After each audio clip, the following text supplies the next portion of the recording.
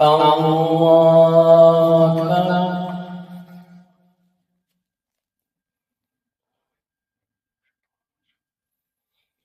الحمد لله رب العالمين الرحمن الرحيم مالك يوم الدين إياك نعبد وإياك نستعين اهدنا الصراط المستقيم صراط الذين أنعمت عليهم غير المغضوب عليهم ولا الضالين آمين. سبحان الذي أسرى بعبده ليلا من المسجد الحرام إلى المسجد الأقصى الذي باركنا حوله لنريه من آياتنا إنه هو السميع البصير. وآتينا موسى الكتاب وجعلناه هدى لبني إسرائيل ألا تتخذوا من دوني وكيلا ذرية من حملنا مع نوح إنه كان عبدا شكورا. وقضينا إلى بني إسرائيل في الكتاب لتفسدن في الأرض مرتين ولتعلن علوا كبيرا. فإذا جاء وعد أولاهما بعثنا عليكم عبادا لنا أولي بأس شديد فجاسوا خلال الديار وكان وعدا مفعولا. ثم رددنا لكم الكرة عليهم وأمددناكم بأموال وبنين وجعلناكم أكثر نفيرا. إن أحسنتم لأنفسكم وإن أسأتم فلها. فإذا جاء وعد الآخرة ليسوءوا وجوهكم وليدخلوا المسجد كما دخلوه أول مرة وليكبروا ما علوا تكبيرا. عسى ربكم أن يرحمكم وإن عدتم عدنا وجعلنا جهنم للكافرين حصيرا. إن هذا القرآن يهدي للتي هي أقوم ويبشر المؤمنين الذين يعملون الصالحات أن لهم أجرا كبيرا وأن الذين لا يؤمنون بالآخرة أعتدنا لهم عذابا أليما. ويدعو الإنسان بالشر دعاءه بالخير وكان الإنسان عجولا. وجعلنا الليل والنهار آيتين فمحونا آية الليل وجعلنا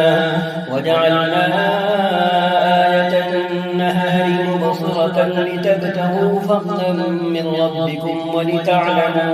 ولتعلموا عدد السنين والحساب وكل شيء فصلناه تفصيلا. وكل إنسان ألزمناه طائره في عنقه ونخرج له يوم القيامة كتابا يلقاه منشورا. اقرأ كتابك كفى بنفسك اليوم عليك حسيبا. من اهتدى فإنما يهتدي لنفسه ومن ضل فإنما يضل عليها ولا تزر وازرة وزر أخرى وما كنا معذبين حتى نبعث رسولا. وإذا أردنا أن نهلك قرية أمرنا مترفيها ففسقوا فيها فحق عليها القول فدمرناها تدميرا. وكم أهلكنا من القرون من بعد نوح وكفى بربك بذنوب عباده خبيرا بصيرا.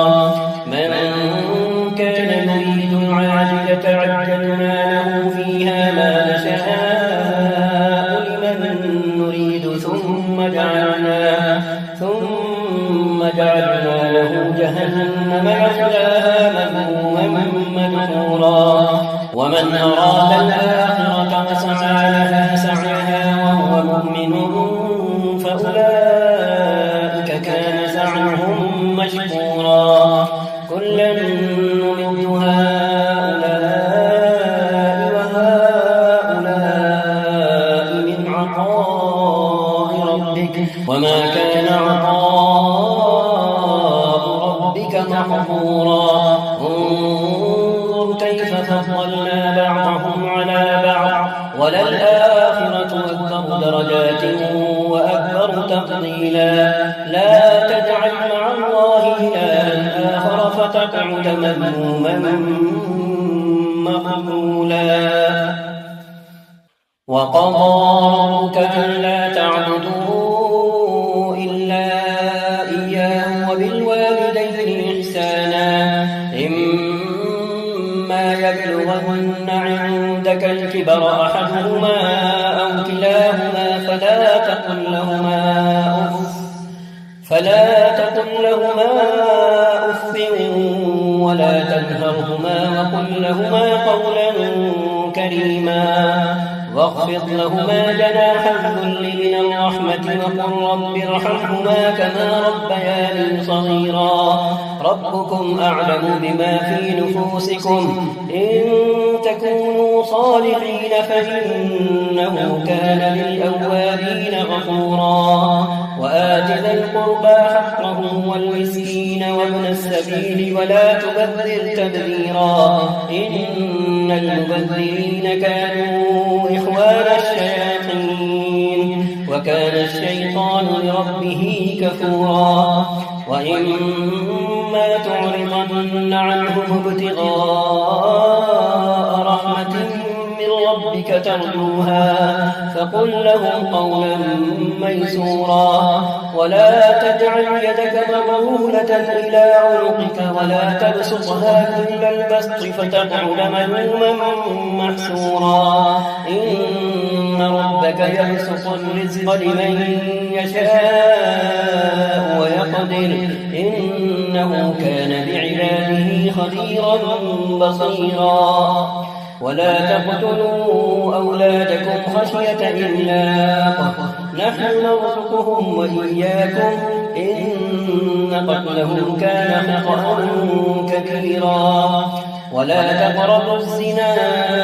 إنه كان فاحشة وساء سبيلا ولا تقتلوا النفس التي حرم الله إلا بالحق ومن قتل مظلوما فقد جعلنا لوليه سلطانا فلا يسرف في القتل إنه كان منصورا ولا تقربوا مال اليتيم إلا بالتي هي أحسن حتى يبلغ أشده وأوفوا بالعهد إن العهد كان مسؤولا وأوفوا الكيل إذا كلتم وزنوا بالقسطاس المستقيم ذلك خير وأحسن تأويلا ولا تقف ما ليس لك به علم إن السمع والبصر والفؤاد كل أولئك كان عنه مسؤولا ولا تمش في الأرض مرحا إنك لن تخرق الأرض ولن تبلغ الجبال طولا كل ذلك كان سيئه عند ربك مكروها ذلك مما أوحى إليك ربك من الحكمة ولا تجعل مع الله إلها آخر فتلقى في جهنم ملوما مدحورا أفأصفاكم ربكم بالبنين واتخذ من الملائكة إناثا إنكم لتقولون قولا عظيما ولقد صرفنا في هذا القرآن ليذكروا وما يزيدهم إلا نفورا قل لو كان معه آلهة كما يقولون إذا لابتغوا إلى ذي العرش سبيلا سبحانه وتعالى عما يقولون تسبح له السماوات السبع والأرض ومن فيهن وإن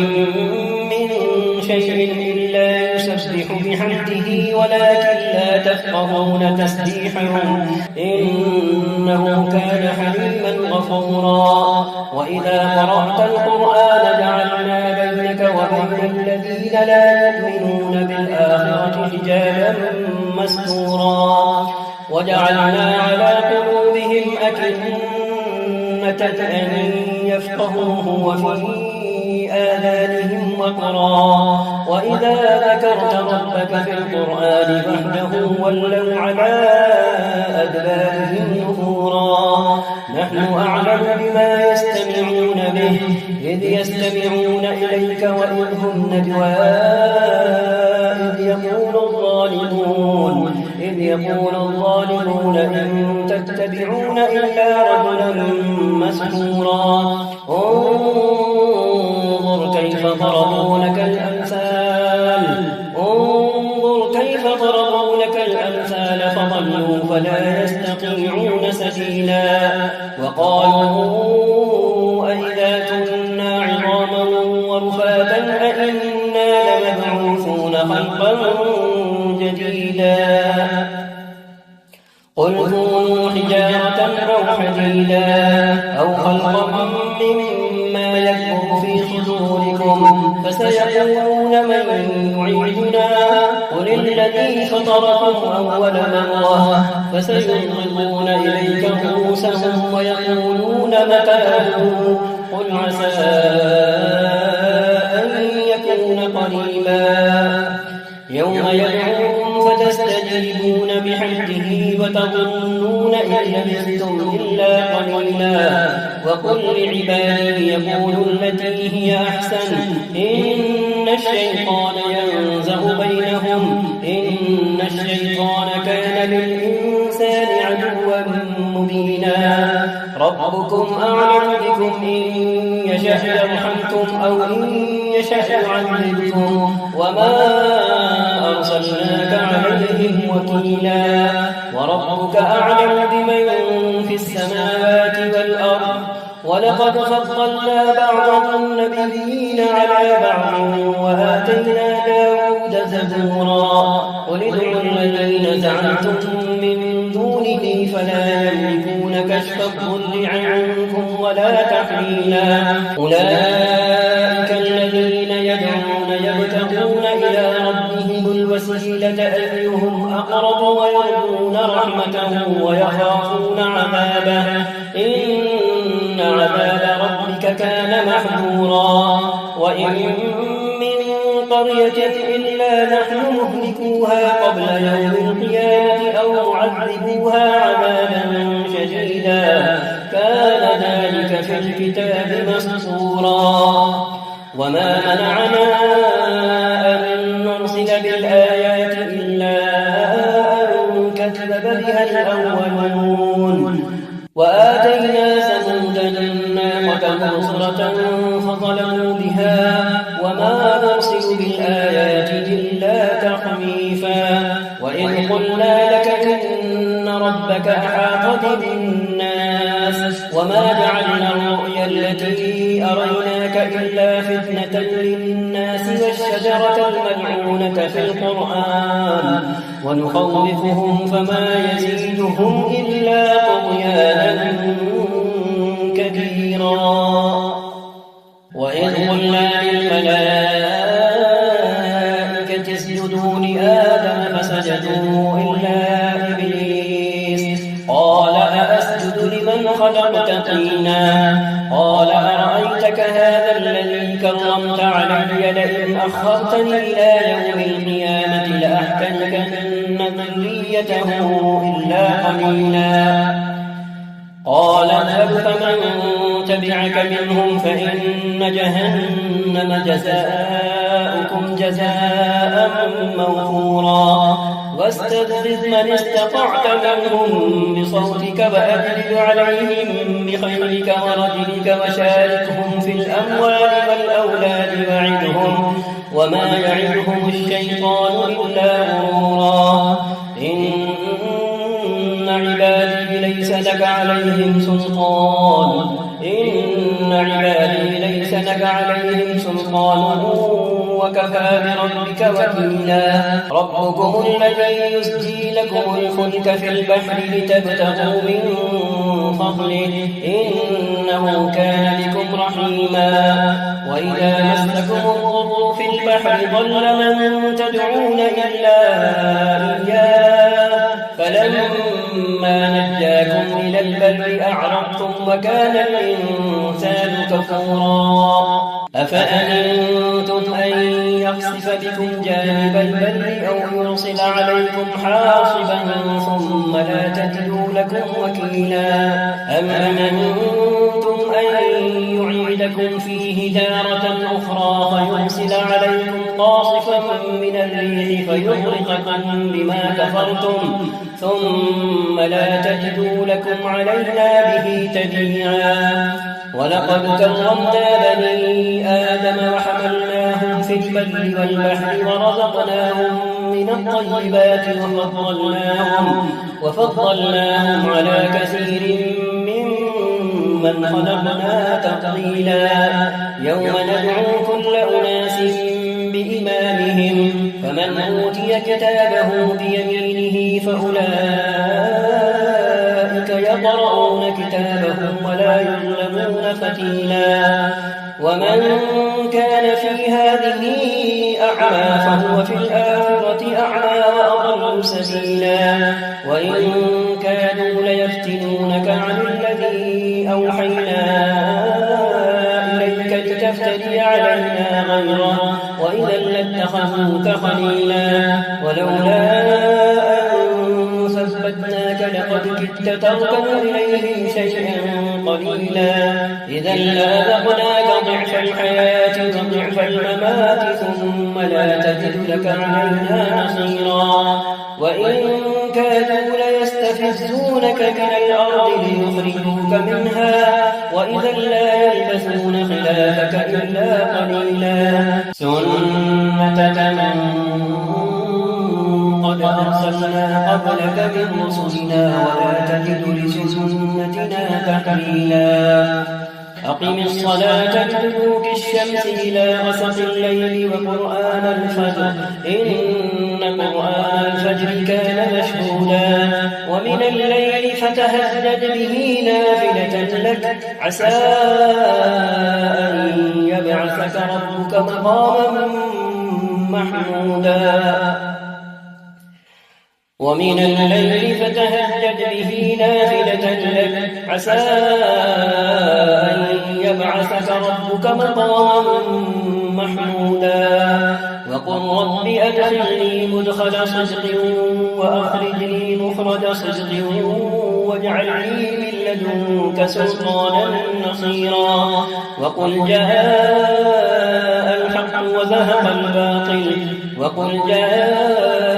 الحق وزهق الباطل إن الباطل كان زهوقا وننزل من القرآن ما هو شفاء ورحمة للمؤمنين ولا يزيد الظالمين إلا خسارا وإذا أنعمنا على الإنسان أعرض ونأى بجانبه وإذا مسه الشر كان يئوسا قل كل يعمل على شاكلته فربكم أعلم بمن هو أهدى سبيلا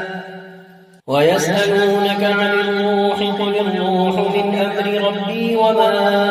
أوتيتم من العلم إلا قليلا ولئن شئنا لنذهبن بالذي أوحينا إليك ثم لا تجد لك به علينا وكيلا إلا رحمة من ربك إن فضله كان عليك كبيرا قل لئن اجتمعت الإنس والجن على أن يأتوا بمثل هذا القرآن لا يأتون بمثله ولو كان بعضهم لبعض ظهيرا ولقد صرفنا للناس في هذا القرآن من كل مثل فأبى أكثر الناس إلا كفورا وقالوا لن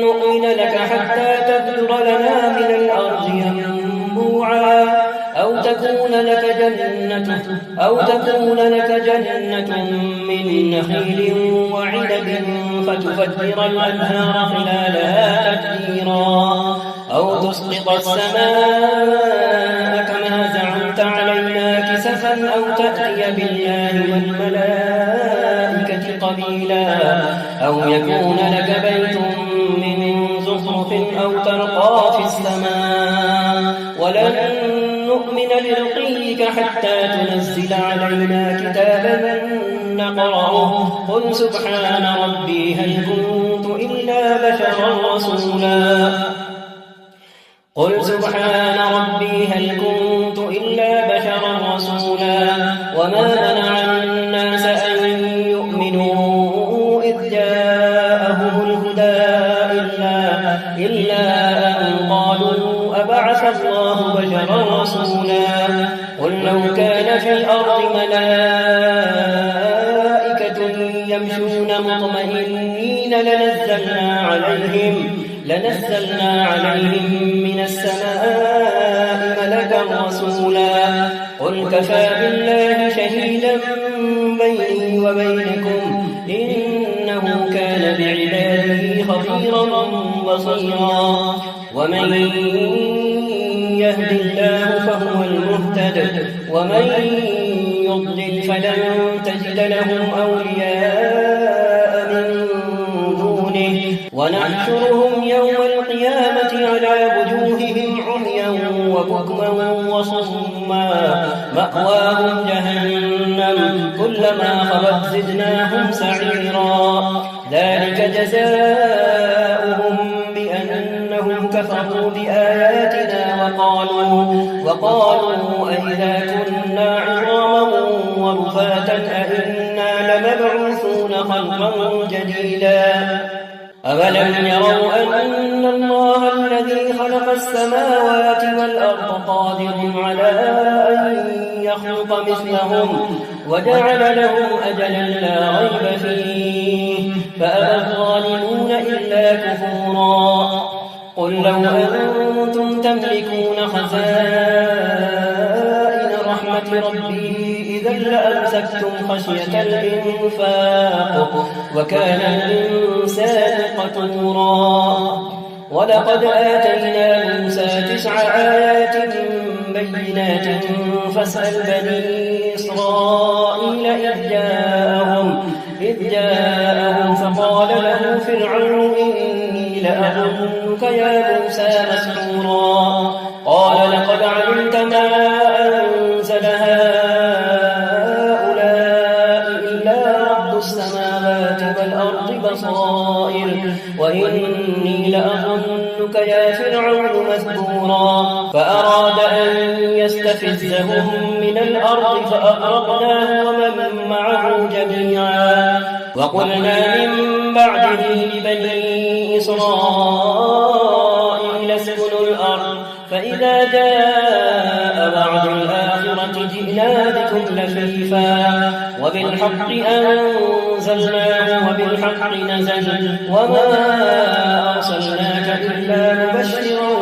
ونذيرا وقرآنا فرقناه لتقرأه على الناس على مكث ونزلناه تنزيلا قل آمنوا به أو لا تؤمنوا إن الذين أوتوا العلم من قبله إذا يتلى عليهم يخرون للأذقان سجدا ويقولون سبحان ربنا إن كان وعد ربنا لمفعولا ويخرون للأذقان يبكون ويزيدهم خشوعا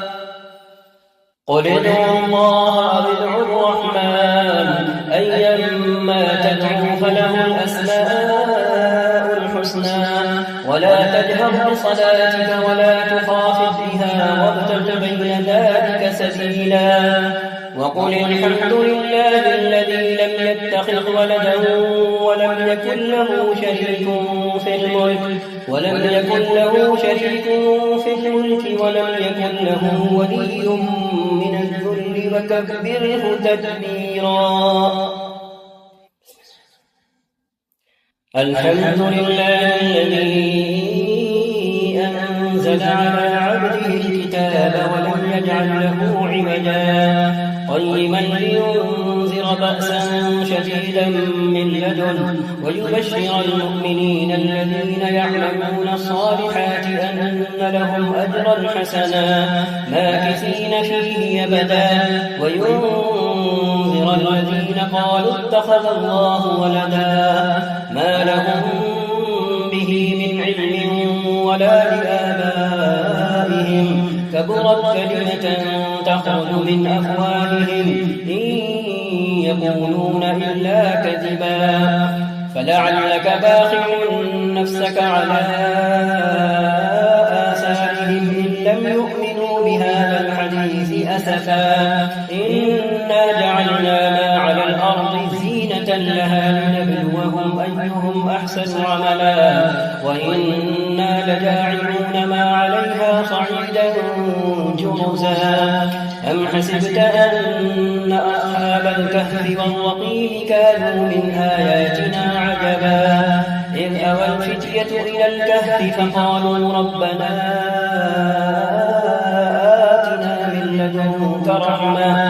فقالوا ربنا آتنا من لدنك رحمة وهيئ لنا من أمرنا رشدا فضربنا على آذانهم في الكهف سنين عددا ثم بعثناهم لنعلم أي الحزبين أحصى لما لبثوا أمدا نحن نقص عليك نبأهم بالحق إنهم فتية آمنوا بربهم وزدناهم هدى وربطنا على قلوبهم إذ قاموا فقالوا ربنا رب السماوات والأرض لن ندعو من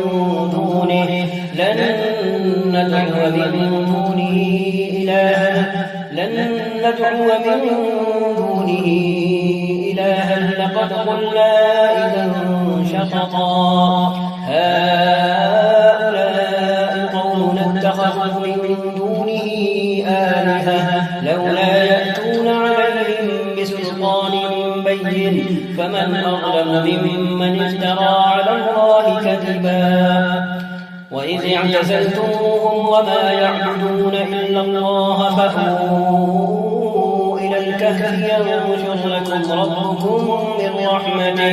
ينشر لكم ربكم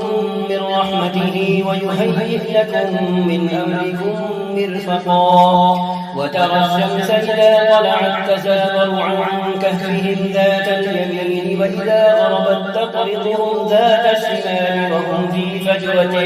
منه ذلك من آيات الله من يهد الله فهو المهتد ومن يضلل فلن تجد له وليا مرشدا وتحسبهم أيقاظا وهم رقود ونقلبهم ذات اليمين وذات الشمال وكلبهم باسط ذراعيه بالوصيد لئن اطلعت عليهم لوليت منهم فرارا ولملئت منهم رعبا وكذلك بعثناهم ليتساءلوا بينهم قال قائل منهم كم لبثتم قالوا لبثنا يوما أو بعض يوم قالوا ربكم أعلم بما لبثتم فابعثوا أحدكم بورقكم هذه إلى المدينة فلينظر أيها أزكى طعاما فليأتكم برزق منه وليتلطف ولا يشعرن بكم أحدا إنهم إن يظهروا عليكم يرجموكم أو يعيدوكم في ملتهم ولن تفلحوا إذا أبدا وكذلك أعثرنا عليهم ليعلموا أن وعد الله حق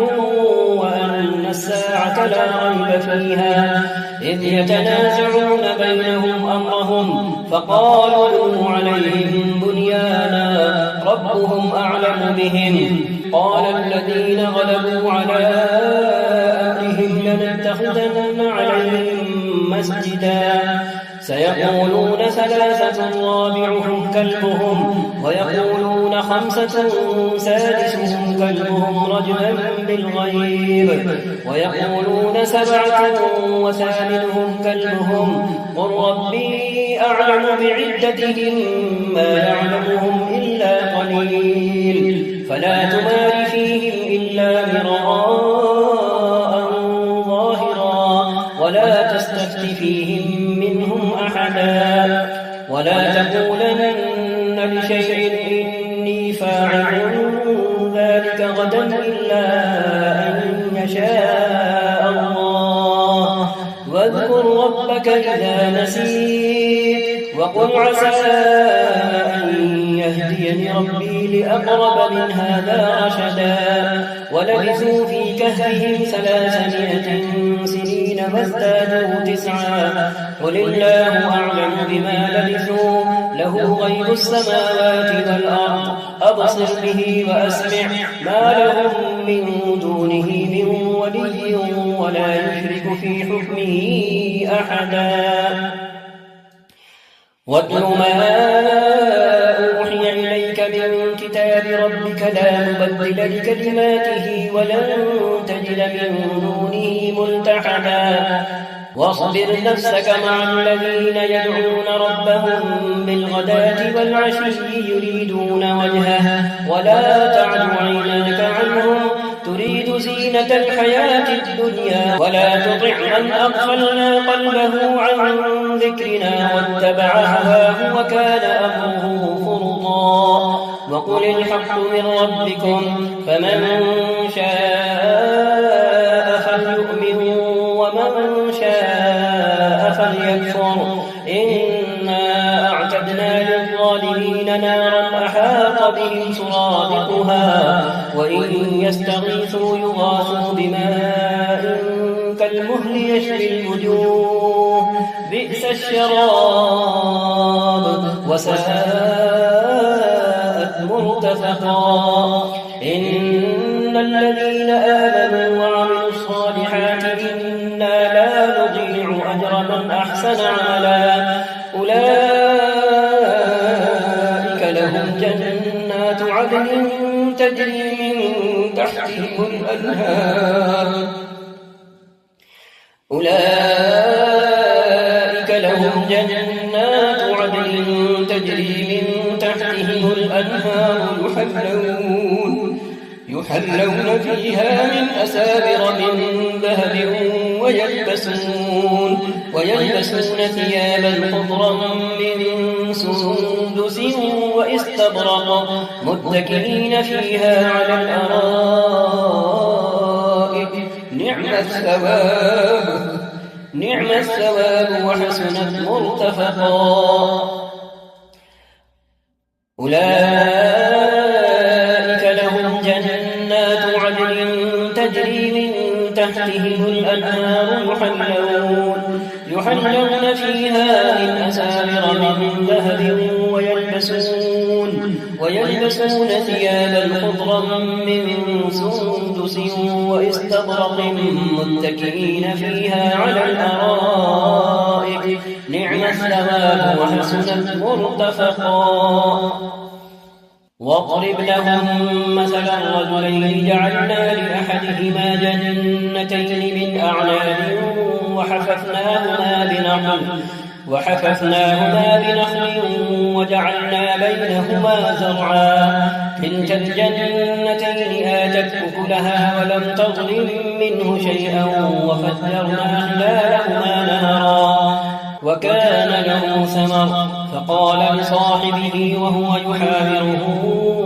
أنا أكثر منك مالا وأعز نفرا ودخل جنته وهو ظالم لنفسه قال ما أظن أن تبيد هذه أبدا وما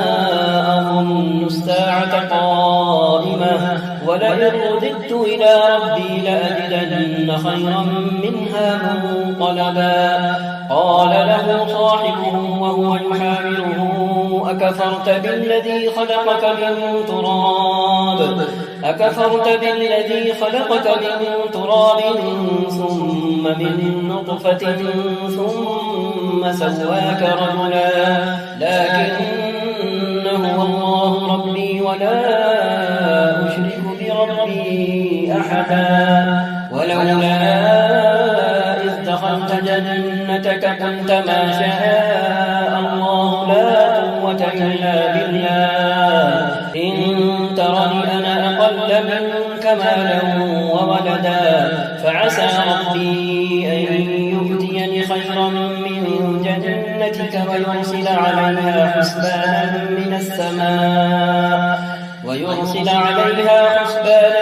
من السماء فتصبح صعيدا زلقا أو يصبح ماؤها غورا فلن تستطيع له طلبا. وأحيط بثمره فأصبح يقلب كفيه على ما أنفق فيها وهي خاوية على عروشها ويقول يا ليتني لم أشرك بربي أحدا. ولم تكن له فئة ينصرونه من دون الله وما كان منتصرا. هنالك الولاية لله الحق هو خير ثوابا وخير عقبا. واضرب لهم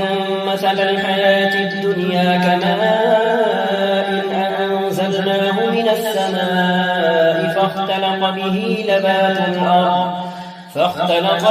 نبات الأرض فأصبح هشيما تذروه الرياح وكان الله على كل شيء مقتدرا. المال والبنون زينة الحياة الدنيا والباقيات الصالحات خير عند ربك ثوابا وخير أملا. ويوم نسير الجبال وترى الأرض بارزة وحشرناهم فلم نغادر منهم أحدا وعرضوا على ربك صفا لقد جئتمونا كما خلقناكم أول مرة بل زعمتم أن لن نجعل لكم موعدا. ووضع الكتاب فترى المجرمين مشفقين مما فيه ويقولون يا ويلتنا ما لهذا الكتاب لا يغادر صغيرة ولا كبيرة إلا أحصاها ووجدوا ما عملوا حاضرا ولا يظلم ربك أحدا. وإذ قلنا للملائكة اسجدوا لآدم فسجدوا إلا إبليس كان من الجن ففسق عن أمر ربه أفتتخذونه وذريته أولياء من دوني وهم لكم عدو بئس للظالمين بدلا. ما أشهدتهم خلق السماوات والأرض ولا خلق أنفسهم وما كنت متخذ المضلين عضدا. ويوم يقول نادوا شركائي الذين زعمتم فدعوهم فلم يستجيبوا لهم وجعلنا بينهم موبقا. ورأى المجرمون النار فظنوا أنهم واقعوها ولم يجدوا عنها مصرفا. ولقد صرفنا في هذا القرآن للناس من كل مثل وكان الإنسان أكثر شيء جدلا. وما منع الناس أن يؤمنوا إذ جاءهم الهدى ويستغفروا ربهم إلا أن تأتيهم سنة الأولين أو يأتيهم العذاب قبلا. وما نرسل المرسلين إلا مبشرين ومنذرين ويجادل الذين كفروا بالباطل ليدحضوا به الحق واتخذوا آياتي وما أنذروا هزوا. ومن أظلم ممن من ذكر بآيات ربه فأعرض عنها ونسي ما قدمت يداه إنا جعلنا على قلوبهم أكنة أن يفقهوه وفي آذانهم وقرا وإن تدعهم إلى الهدى فلن يهتدوا إذا أبدا وربك الغفور ذو الرحمة لو يؤاخذهم بما كسبوا لعجل لهم العذاب بل لهم موعد لن يجدوا من دونه موئلا وتلك القرى أهلكناهم لما ظلموا وجعلنا لمهلكهم موعدا وإذ قال موسى لفتاه لا أبرح حتى أبلغ مجمع البحرين أو أمضي حقبا فلما بلغا مجمع بينهما نسيا حوتهما فاتخذ سبيله في البحر سربا فلما جاوزا قال لفتاه آتنا غداءنا لقد لقينا من سفرنا هذا نصبا قال أرأيت إذ أوينا إلى الصخرة فإني نسيت الحوت وما